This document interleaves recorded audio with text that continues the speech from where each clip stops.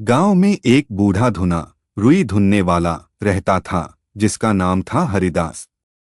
हरिदास की एक बेटी थी, सुंदरी।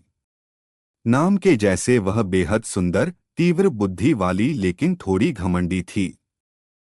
गांव भर में उसकी सुंदरता की चर्चा थी और कई राजाओं के महल से रिश्ते भी आ चुके थे, लेकिन वह सबको ठुकरा देती थी।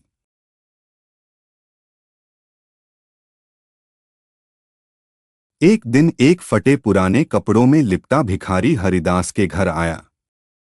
भिखारी, बेटी कुछ खाने को दे दो, कई दिनों से भूखा हूं। सुंदरी उस समय दाल चावल बना रही थी, लेकिन उसने भिखारी को घिन से देखा।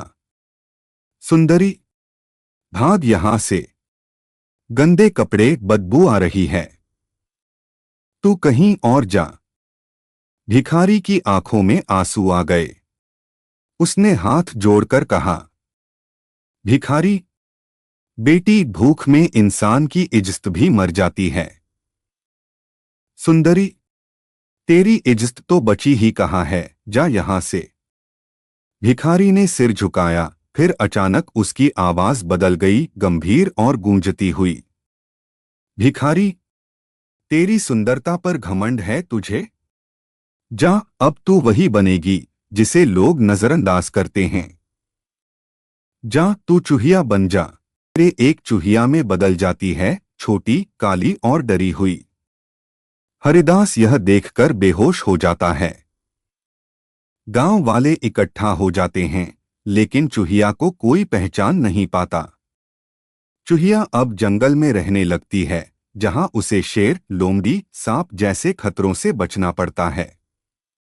वह दिन भर इधर उधर भागती रहती है और उसे पहली बार महसूस होता है कि छोटी सी जान होना कितना कठिन होता है।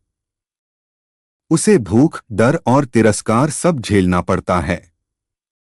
पर अब उसमें घमंड की जगह विनम्रता आने लगी थी। राज्य के राजकुमार आर्यवर्धन एक दिन जंगल में शिकार पर जाते हैं। एक शिकारी चूहिया पर तीर चलाने वाला होता है, तभी राजकुमार उसे रोक लेते हैं।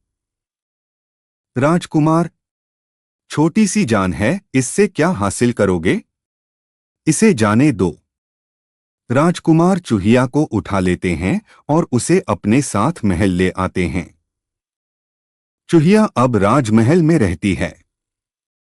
राजकुमार उससे बातें करते हैं, उसका ध्यान रखते हैं।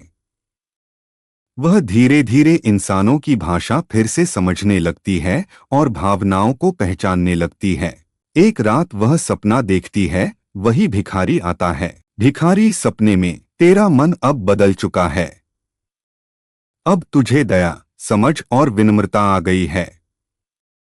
कल पूर्णिमा की रात राजकुमार के हाथों तुझे मुक्ति मिलेगी। श्राप का अंत। अगली रात राजकुमार ने उसे गोद में उठाया और कहा, राजकुमार, काश तुम इंसान होती, तुम्हारी आंखों में कुछ खास है। चूहिया की आंखों से आंसू टपकते हैं। चांद की रोशनी पड़ते ही चूहिया की देह चमकने लगती है। एक प्रकाश की लहर आती है और चूहिया फिर से सुंदरी में बदल जाती है, पहले से भी अधिक कोमल और विनम्र। राजकुमार चौंक जाते हैं, लेकिन उसकी आंखों में सच्चाई देखकर सब समझ जाते हैं। सुंदरी राजकुमार को सब कुछ बताती है। राजकुमार मुस्कराते हुए कहते हैं, राजकुमार, अब तुम सच्ची राजकुमारी हो, क्योंकि तुम्हारा दिल राजसी बन गया है। कुछ ही समय बाद दोनों का विवाह होता है। सुंदरी गरीबों की सेवा करने लगती है और राजमहल में हर भूखे को भोजन मिलता है। सीख, घमंड कभी स्थायी नहीं होता। जो अपनी सुंदरता, ताकत या दौलत पर इतराते हैं, जीवन उन्हें जरूर सिखाता है कि असली सुंदरता विनम्रता और दया में होती है।